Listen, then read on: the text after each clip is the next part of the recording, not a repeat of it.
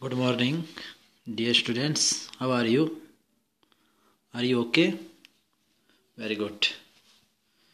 तो आप जैसा कि हमने प्यारे बच्चों पहले पाठ 5 आर्य समाज के नियम के बारे में पढ़ा और आर्य समाज के पहले नियम के बारे में जानकारी हासिल की। तो आओ आज हम आर्य समाज का दूसरा नियम परमात्मा के नाम के जो विशेषण हैं उनको व्याख्या सहित पढ़ते हैं और समझते भी हैं। प्यारे बच्चों, अगर आप पाठ को ध्यान से समझेंगे, सुनेंगे, उसके अर्थ को जानेंगे तो आपको जो है प्रश्नोत्तरों को याद करने की ज़रूरत नहीं पड़ती है, अपने आप ही क्वेश्चन आंसर याद हो जाते हैं। तो पाठ को ध्यान से समझना है, सुनना है। परमात्मा के विशेषण कितने हैं, कौन कौन से हैं, किस विशेषण का क्या अर्थ है, ये सारा हम आज पढ़ेंगे। तो पहला है परमात्मा के 19 विशेषणों के द्वारा किया गया है। ये विशेषण इस प्रकार है। 19 विशेषण बताए गए हैं परमात्मा के। उनमें से पहला है सच्चिदानंद शुभरूप। सच्चिदानंद शुभरूप इन्होंने इकट्ठा दिया है अलग करके। इसका अलग अलग अर्थ है। सत प्लस चित प्लस आनंद। सत प्लस चित प्लस आनंद। सत का अर्थ होता है सदा रहने वाला, नाश अथवा मृत्यु से रहित, जिसकी मृत्यु नहीं होती, जो हमेशा रहता है, उसे सत्य कहते हैं। चित चेतन तथा ज्ञानवान। ज्ञानवान। आनंद स्वरूप, आनंद जिसका अपना रूप है, जो अपनी ही धुन में मस्त रहता है, जो कभी दुखी नहीं होता। ये सच्चिदानंद स्वरूप परमात्मा का नाम है। वो हमेशा सदा रहने वाला है, उसकी अंत नहीं होगा, सबसे ज्ञानवान है और अपनी ही धुन में मस्त रहता है, कभी दुखी नहीं होता। ये परमात्मा का पहला विशेषण है। दूसरा है निराकार। निराकार आपको पता है, आपने पीछे भी पढ़ा है कि निराकार जिसका कोई आकार ना हो, तो बोलता है उस परमात्मा का कोई आकार शक्ल सूरत नहीं है। वे ना मोटा है, ना पतला है, ना बौना है, ना लंबा है, कोई रूप नहीं है, ना भारी है, ना हल्का है, ना गोरा है, ना काला है।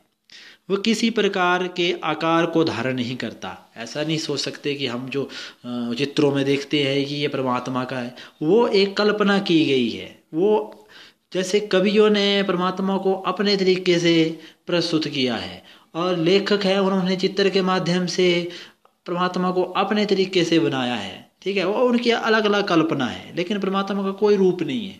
वो गोरा काला कुछ भी नहीं है। यदि उसका आकार शरीर या मूर्ति होती तो वे एक देशी हो जाता। अगर उसकी मूर्ति होती ना या शरीर होता तो वो एक देशी हो जाता। और एक देशी सारे संसार का ईश्वर नहीं हो सकता। और एक देशी जो एक देश में रहता है वो पूरे संसार का परमात्मा नहीं हो सकता। एक देशी होता है एक देश में रहने वाला। ठीक है, तो वो एक देश में ही रहता, एक देश का ही परमात्मा कहलाता। लेकिन परमात्मा तो सारे संसार का परमात्मा है, इसलिए वो उसका कोई शरीर नहीं है। वे एक सत्ता है, शक्ति है, चेतन है। निराकार ही कण कण में विद्यमान हो सकता है और है। परमात्मा जो है शक्ति है, एक चेतन है, ठीक है, और कण कण में विद्यमान है, हर एक जगह मौजूद रहता है और है भी है, वहाँ हर जगह मौजूद है भी। तीसरा है सर्वशक्तिमान।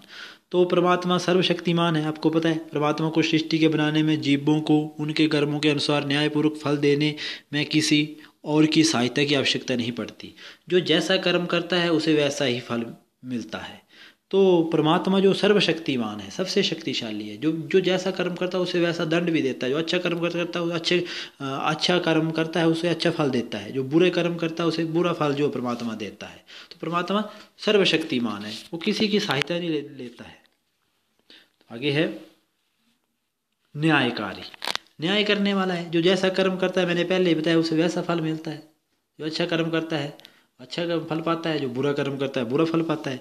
प्राणियों को उनके कर्मों के अनुसार फल देना ही परमात्मा का न्याय है। वे किसी का पक्षपात नहीं करता कि ये किसी का पक्षपात नहीं करता कि इसे कम फल देना है या इसे कम जो है ज़्यादा दंड देना है, इसे कम देना है। वो किसी भेदभाव नहीं करता।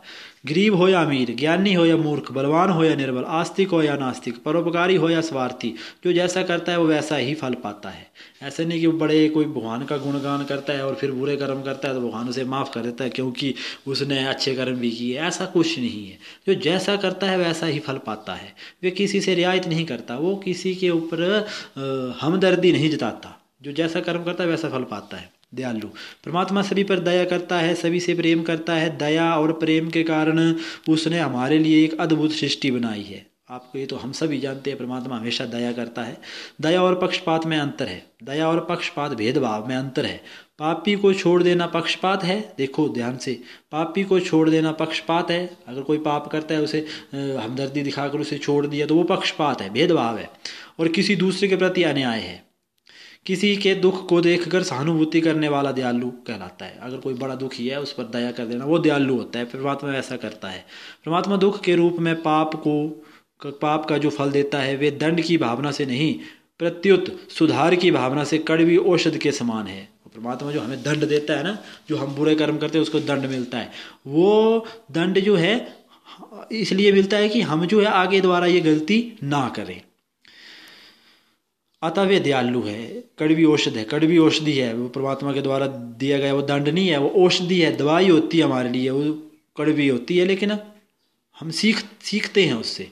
वे दयालु भी है। अजन्मा, परमात्मा कभी जन्म धारण नहीं करता कि इसका जन्म इस समय हुआ है, अब मृत्यु जो है उसकी अवश्य है, ऐसा कुछ नहीं है। यदि वे जन्म लेता है तो उसकी मृत्यु भी अवश्य होती है। वे सदा से है और सदा रहेगा। जो जन्म लेता है उसकी मृत्यु होगी। परमात्मा ना जन्म लेता है ना उसकी मृत्यु होती है, कभी अवतार भी नहीं लेता। परमात्मा का अनंत है, परमात्मा का अंत नहीं है, उसकी कोई सीमा नहीं है। सीमा वाले पदार्थ के सभी गुण सीमा वाले हुआ करते हैं।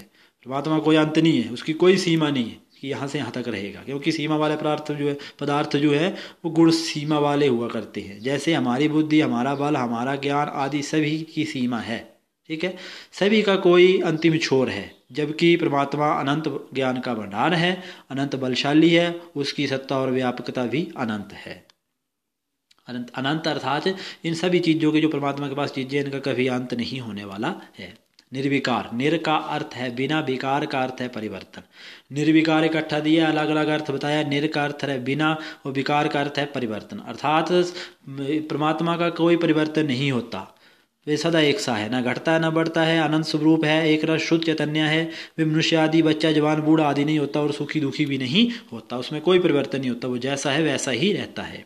अनादि, जिसका कोई आरंभ ना हो उसे अनादि कहते हैं। अनादि, जिसका परमात्मा का आरंभ नहीं है। यदि परमात्मा का आरंभ माना जाए तो प्रश्न होगा कि उससे पहले क्या था। अगर हम बोल देना कि परमात्मा का आरंभ है इस समय, परमात्मा जो वो पैदा हुए, तो प्रश्न बनता है कि उससे पहले क्या था, तो कोई नहीं जानता। इसलिए परमात्मा का क्या है, आरंभ नहीं है। तो यदि नहीं था तो संसार को किसने बनाया, किसके शासन के अधीन चलता रहा, ये सब प्रश्न जो उत्पन्न होते हैं।